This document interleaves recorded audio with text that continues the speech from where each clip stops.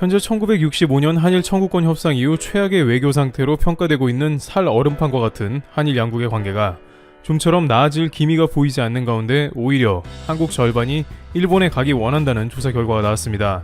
현재 코로나로 국가 간의 교류가 사실상 불가능하며 일본의 경우 코로나 변이 바이러스의 침투를 우려하면서 외국인의 입국 자체를 막은 상황입니다. 게다가 한국은 기업인 특별 입국인 일본 패스트트랙에 여전히 제외되고 있습니다. 이런 상황에서 일본 언론이 한국 국민의 절반이 일본행을 희망하고 있다는 소식은 다소 의외라고 전해지는데요. 일본에서 왜 이런 소식이 나오고 있으며 한국인이 정말 일본에 가기 원하는지도 살펴보도록 하겠습니다. 첫 번째, 한국 국민 설문조사 결과. 실제 이러한 일본의 보도는 그냥 망상으로 한 게 아니고 언론의 설문조사를 바탕으로 하고 있는데요. 일본의 공익재단인 신문통신조사회가 작년 12월부터 올해 1월까지 면접 및 전화로 한국과 중국, 미국, 프랑스, 태국 등 5개국 국민을 상대로 여론조사를 한 결과 이같이 조사됐다고 교도통신이 21일 보도한 것입니다. 여론조사 대상자는 각국에서 약 1000명씩 있었습니다. 일각에서는 겨우 1000명 가지고 그러느냐는 의견이 있습니다만 업계에서는 여론조사의 1000명 표본은 매우 정확한 편이라서 1000명 정도면 충분하다는 것으로 신뢰할 만하다는 것입니다. 설문조사는 일본에 가고 싶다고 생각하느냐는 질문에 한국인 51%가 가고 싶다고 답변했습니다. 직전 여론조사 때와 비교해 16.8%포인트 상승했습니다. 신문통신조사회는 2015년부터 연간 1회 이런 조사를 해왔습니다. 일본을 방문하고 싶다는 다른 나라 국민의 응답 비율을 보면 태국 77.8%, 프랑스 60.2%, 미국 51.8%, 중국 40.3% 순이었습니다. 오히려 중국이 한국보다 더 낮은 비율을 보이고 있는 상황인데요. 이는 일본에 대한 불매운동이나 전반적인 감정이 점점 나아지고 있는 게 아닌가 하는 분석에 따릅니다. 실제 지지통신에 따르면 신문통신조사회의 이번 여론조사에서 일본의 호감을 느낀다는 응답 비율은 태국 89.6, 미국 79.6, 프랑스 77.8, 중국 39.7, 한국 31.3% 순이었습니다. 그런데 일본에 호감이 있다는 한국 여론조사 참가자의 답변 비율은 직전 조사 대비 8.6%포인트 상승했습니다. 일본의 수출 규제 당시 때보다 일본에 대한 감정이 대폭 상승했고 여행을 원하는 심리도 개선됐다는 평가입니다. 또한 이와 관련해 이번 여론조사에서 한국 쪽을 담당한 관계자는 아베 신조 전 총리의 퇴임으로 한일 관계 개선에 대한 기대가 생겼다고 분석했다고 지지통신은 전했습니다. 그런데 다른 한편에서는 이러한 일본 언론의 보도와 설문조사를 적극 반발하고 있는 모습도 연출됩니다. 두 번째, 일본, 한국이 필요하다. 우선 이 한국인 절반가량이 일본에 가길 원한다는 설문조사는 2015년부터 있어왔기 때문에 올해 갑자기 실시된 것은 아니고 나름 객관성을 유지했다고 할 수 있습니다. 2019년 수출 규제 이후 일본 관광객이 90%가 급감했을 때에는 관련 설문조사에서도 일본을 여행 가지 않겠다는 응답 비율은 약 82% 정도였다고 조사가 된 바 있습니다. 따라서 해당 기관에서 이러한 설문조사를 했을 때에는 어느 정도 공신력이 있을 것이라는 의견도 나옵니다. 하지만 다른 한편에서는 일본에서 조사한 결과가 과연 이 시점에 신뢰할 만한가 하는 의문도 같습니다. 현재 일본은 코로나 문제가 한국보다 훨씬 위중해 한국인들이 장기간 방문을 꺼려하는 국가이기도 합니다. 한국에서는 코로나 확진자 정보나 동선 등이 공개되지만 일본은 한국보다 약해 변이 바이러스도 심한 상황이죠. 또한 후쿠시마 방사능 문제는 시간이 지날수록 더욱 악화되어 코로나를 굳이 생각하지 않더라도 앞으로도 계속 일본에 방문하기가 꺼려진다는 의견이 제기되고 있습니다. 그런데 일본이 현 시점에 이러한 조사 결과를 발표하는 것이 뭔가 의도가 있다는 의견도 있는데요. 일본 현지에서는 한국이 일본을 적극 도와야 한다는 의견이 나오고 있으며 실제로 일본은 가만히 있지 말고 한국이 일본을 돕게 되면 일본은 다양한 국면에서 나아질 수 있다는 모습이 펼쳐지고 있습니다. 실제 현재 예정된 한일전의 경우를 살펴보면 일본 축구협회가 한국 축구협회에 제안을 해 한일 평가전을 갖기로 했는데 이에 대해서 한국에서는 일본에 철저히 이용당하고 있다는 의견이 매우 많다는 것입니다. 가장 큰 이유는 일본 축구협회가 10년 만에 한국 축협에 이러한 요청을 했다는 점이 꼽히고 있습니다. 지금까지 기회가 많았을 때에는 한국을 적절한 상대로 취급을 안하고 해외 강팀들만 불러오곤 했습니다만 코로나로 인해 거동이 불편해지자 이동이 편하면서도 손흥민 등 월드스타가 포진해서 나름 실력도 괜찮은 한국을 낙점해서 홈그라운드에 불렀다는 의견입니다. 하지만 아무리 그래도 코로나가 창궐하고 한국보다 훨씬 위험해 보이는 일본의 국대 차출은 전혀 한국에 도움이 안 된다는 의견이 압도적으로 많은 상황입니다. 한국의 다양한 스포츠 매체도 관련 보도에 달린 댓글을 보면 한일전은 무조건 반대한다. 한국팀은 코로나 창궐한 일본에 가면 안 된다 라면서 많은 네티즌도 한일전에 대해 곱지 않은 시선을 보냅니다. 물론 벤투 감독을 위시한 한국팀은 매일 전원 코로나 검사를 할 뿐만 아니라 식사도 개별로 진행할 것이라는 철저한 방역 수칙을 내세웠습니다만 아무래도 일본에 이용당하고 있다는 시선은 거둘 수가 없는 것입니다. 양국 간의 외교 관계가 최악인 상황에서 코로나의 위험까지 도사리며 심지어 양국의 관계가 좋은 상황이라고 할지라도 한일전은 늘 예민해서 국민들이 쉽게 자극을 받는데 일본의 올림픽 시뮬레이션에 한국이 활용된다는 지적입니다. 일본에서는 실제 올림픽 시뮬레이션이라고 해서 도쿄의 야구장에 사람들을 모아놓고 실험을 한 적이 있습니다. 그런데 이제 도쿄올림픽을 앞두고 원래 다양한 친선 경기나 시합이 일본 내에서 이루어져야 하지만 이것이 불가능하자 가까운 한국팀을 불러서 활용한다는 이야기입니다. 일본 측도 여전히 외교 관계가 최악인 상태인 것을 알지만 당장 도쿄올림픽이 중대한 위기 가운데 빠져 있으니 스포츠의 불씨를 어떻게든 살려야 한다는 방침입니다. 실제 일본은 이를 위해서 외국 스포츠 선수 격리를 면제하고 올림픽과 거의 동일한 방식의 과정을 적용해 한국 축구팀 자체를 올림픽을 치르는 예행 연습으로 매우 중요하게 주시하고 있다는 분석도 제기됩니다. 게다가 한국을 연일 깎아내리고 적대시하던 스가 내각도 이번 한국팀 방문에 대해서는 환영한다는 분위기입니다. 왜냐하면 자국의 국민들이 도쿄올림픽에 대해서 여전히 반대하는 분위기가 매우 강하다고 합니다. 많은 국민은 코로나로 인해 축제 분위기가 망쳤으며 변이 바이러스도 해결이 안 되어 관중이 몰리는 것이 너무 위험하다면서 여전히 절반이 넘는 국민은 올림픽을 취소해야 한다는 의견이 거센 것입니다. 또한 이번 올림픽 때 해외 관광객을 허용하지 않기로 결정되어 일본 정부는 20조 원가량의 손해를 보기 때문에 스가 내각에 대한 여론은 악화될 대로 악화된 것입니다. 따라서 일본 축구협회에서 한국 선수들을 초청하여 성공적으로 경기를 치르기만 한다면 일본 입장에서는 국민들에게 이렇게 도쿄올림픽도 문제가 없을 것이라는 일종의 면죄부를 얻게 되며 도쿄올림픽에 대한 각종 부정적인 여론을 잠재울 수 있을 것이라는 계산입니다. 또한 아시아에서 가장 뛰어난 축구 선수인 월드스타 손흥민을 불러서 분위기를 고조시키겠다는 겁니다. 다행히 손흥민 차출은 부상과 무리뉴 감독의 반대로 인해서 아직까지도 쉽지 않은 것으로 판단되고 있습니다. 하지만 한국 입장에서는 외교 관계도 좋지 않고 여전히 수출 규제까지 자행한 일본 정부가 의도를 가지고 한국팀을 불렀다는 게 큰 불만이며 위험천만한 도쿄에 선수들이 입성한다는 자체가 말이 되냐는 것입니다. 따라서 이번에 일본 설문조사협회에서 대한민국 국민 절반이 일본에 방문하기 원한다는 발표에는 도쿄올림픽의 활성화 분위기 혹은 코로나 이후에 일본 여행이 부흥되길 바라는 일본 정부의 바람이 들어갔고 많은 한국인들은 조사 결과에 대해서 신뢰할 수 없다는 의견이 계속해서 제기되고 있는 것입니다. 또한 한국은 2018년에는 약 700만 명이 일본에 방문해 그 절반만 일본에 방문하더라도 350만 명의 수치입니다. 2018년 미국은 일본에 150만 명이 방문한 것을 보면 한국은 압도적인 숫자가 일본에 방문했던 것입니다. 일본 입장에서는 한국의 절반만 오더라도 관광업은 상당히 회복할 수 있다는 계산이 깔려 있습니다. 따라서 코로나 이후에는 일본 측에서 이와 같이 적극적으로 한국 관광객 포섭을 위해 애를 쓸 것이며 다소 신뢰할 수 없는 설문조사를 비롯해 한국인을 일본에 초청하는 프로모션이 진행될 걸로 관측됩니다. 일본의 관광상이 서울 한복판에서 애국가를 불렀던 일본이기 때문에 태세 전환이 매우 빠를 것으로 보입니다. 한국 누리꾼들은 여전히 이러한 설문조사를 보고 불매운동이 약해졌다, 속으로는 일본을 가고 싶어 한다는 반응을 보이기도 했으며 이러한 시국에 누가 일본에 가나 설문조사는 조작이라는 댓글을 남기기도 했습니다.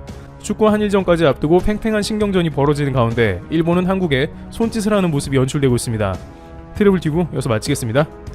감사합니다. 우리나라는 세계 방산 시장에서 가장 점유율이 높은 나라 중 하나입니다. 스웨덴의 스톡홀름 국제평화연구소에 따르면 한국은 무기 수출 분야에서 세계 9위, 수입은 세계 6위로 평가되어 있습니다. 주력 수출품은 단연 K9 자주포입니다. 더불어 잠수함, 항공기의 수출도 상당한 것으로 집계되었습니다. 주요 수입품은 F-35 스텔스 전투기입니다. 이제 한국형 전투기 KF-X가 개발되었으니 수입 물량이 조금씩 줄어들게 되겠죠? 한국의 K9은 전 세계에서 가장 인기가 좋은 자주포 중 하나이자 최상위권 모델로 꼽힙니다. 터키와 폴란드, 노르웨이 등으로 활발히 수출되었고 최근 호주 육군의 자주포 획득 사업에서도 단독 후보 기종으로 선정되었습니다. 호주로의 수출도 사실상 확정적입니다. 현재 K9을 가장 효율적으로 활용하고 있는 나라는 어디일까요? 바로 인도입니다. 인도 정부는 K9을 영토 분쟁 지역인 중국과의 국경 지역에 전진 배치했습니다. 이는 사실상 한국의 자주포를 육군의 최정예 무기이자 핵심 무기로 인정한 것입니다. 국경지대는 가장 중요한 거점이니까요. 중국 역시 최정예 무기를 국경지대에 배치한 상태입니다. 인도의 국민들은 무력 충돌 시 K9 자주포가 중국군을 무찌를 것이라고 기대하고 있습니다. 인도군의 K9 전진 배치 소식에 중국은 크게 긴장하는 분위기입니다. 그 증거는 중국 언론이 쏟아내는 엉터리 기사들입니다. 중국 최대의 군사 전문 매체는 인도의 K9 배치를 조롱하는 기사를 대대적으로 내보냈습니다.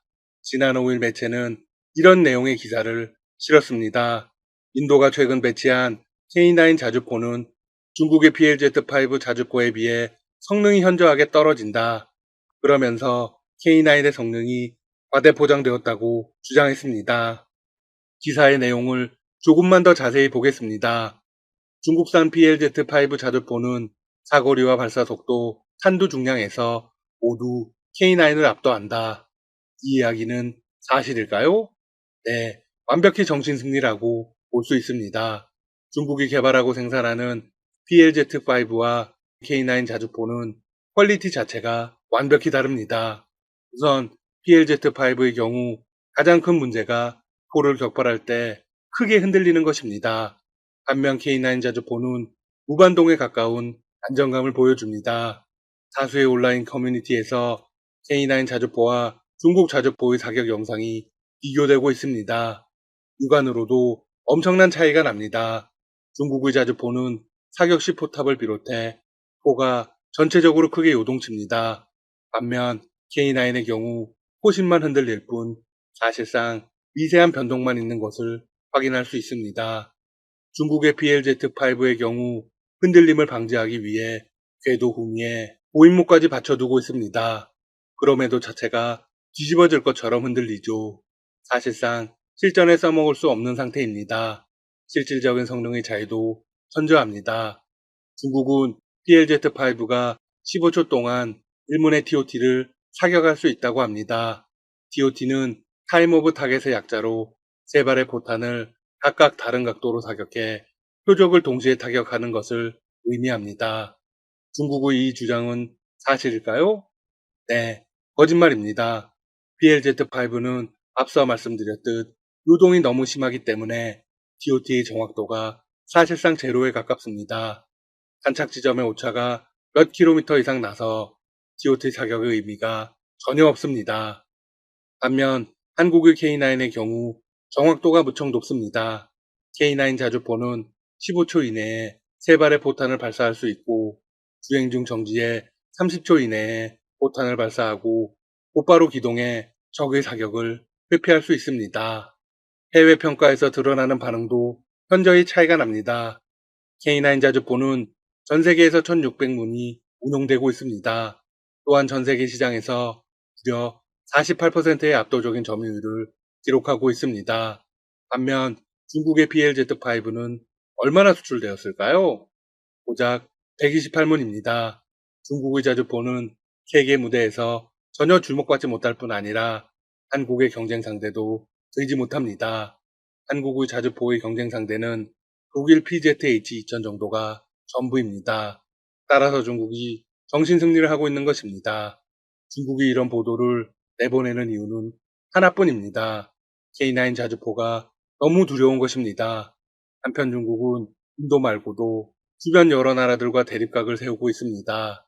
최근 영유권 분쟁 지역인 남중국해 내 필리핀의 배타적 경제 수역 인근에서 중국 선박 220여 척이 대규모 정박 중이었던 사실이 뒤늦게 공개되었습니다. 주요 외신 및 필리핀 현지 언론들은 이 소식을 대대적으로 전했습니다. 언론에 따르면 필리핀 해상경비대는 지난 7일 남중국해 내 배타적 경제 수역에서 중국 해상 민병대가 탄 것으로 보이는 선박 약 222척이 정박해 있는 모습이 목격됐다고 관계기관에 보고했습니다. 이와 관련해 정부 부처 연합체인 서필리핀의 태스크포스 측은 곧바로 성명을 내고 이렇게 주장했습니다. 청명한 날씨에도 암초 부근에 떼지어 있던 중국 선박은 어로 활동을 보이지 않았다. 이들은 야간에 환하게 불을 밝히고 있었다. 이는 무슨 의미일까요? 어업이 아닌 무언가 다른 꼼수가 있었다는 의미입니다. 필리핀 측은 항행 안전에 대한 위험과 더불어 남행 및 해양 환경 파괴에 대한 우려를 공식적으로 표명했습니다. 필리핀의 외교부 장관은 배타적 경제 수역 내에 중국 해상 민병대 소속으로 보이는 선박이 대규모로 출몰한 데에 대해 외교적 항의를 할 것이냐는 언론들의 질문에 군의 판단을 기다리고 있다고 답했습니다. 군사적 판단이 필요하다는 것은 중국과 필리핀의 관계가 군사적 갈등 국면으로 이어질 수도 있다는 의미입니다. 두테르테 대통령은 친중국 성향이 강하지만 필요할 때는 쓴소리를 마다하지 않는 스타일입니다. 이미 미국을 향해서도 몇 번 대립각을 세웠죠. 따라서 루테르테 대통령이 강력한 카드로 중국을 압박할 가능성이 있습니다. 현재 중국은 남중국해 90%에 대한 영유권을 주장하며 해변을 따라 U자 형태로 9개의 선을 긋고 인공섬을 건설하고 있습니다. 인공섬은 군사기지화도 진행하고 있습니다. 이에 베트남, 필리핀, 말레이시아, 브루나이 등과 치열한 갈등을 빚고 있습니다. 중국은 2012년에는 필리핀의 배사적 경제수역 안에 있는 스카보로 암초를 강제로 점거한 데 이어 미스치프 암초에 인공섬을 건설하고 미사일을 배치하는 등 군사기지화했습니다. 이번에는 필리핀이 참지 않을 것으로 보입니다. 미국 국제전략문제연구소 산하의 아시아 해양 투명성 이니셔티브는 2019년 11월 베트남 하노이에서 열린 제11차 남중국해 국제 컨퍼런스에서 이렇게 주장한 바 있습니다. 지난 한 해 남중국해에서 가장 중요한 상황 변화는 중국이 스프래틀리 제도에 배치한 해양경비대와 해상민병대 선박이 증가했다는 것이다. 중국이 남중국해에서 벌이는 일들의 실체를 밝힌 것입니다. 이니셔티브는 이어서 이렇게 주장했습니다. 이 선박들은 구단선의 모든 영역을 계속 순찰하고 석유와 가스 생산, 어업, 전초기지에 물자 보급 등 인접국의 통상적인 활동을 괴롭히는데 더 공격적으로 나오고 있다. 앞으로 남중국해에서 더욱 치열한 갈등이 예상됩니다. 중국이 현재처럼 군사적 확장을 시도할 경우 국제적 고립을 면하기가 어려울 것입니다. 뿐만이 아닙니다. 미국과 더불어 동맹국들의 압박도 더 강력해질 것입니다. 중국은 근거도 없고 말도 안 되는 영토 도발을 지금 당장 멈추어야 합니다. 지금까지 닥터치사TV였습니다. 여러분 시청해주셔서 감사합니다. 구독과 좋아요 부탁드립니다.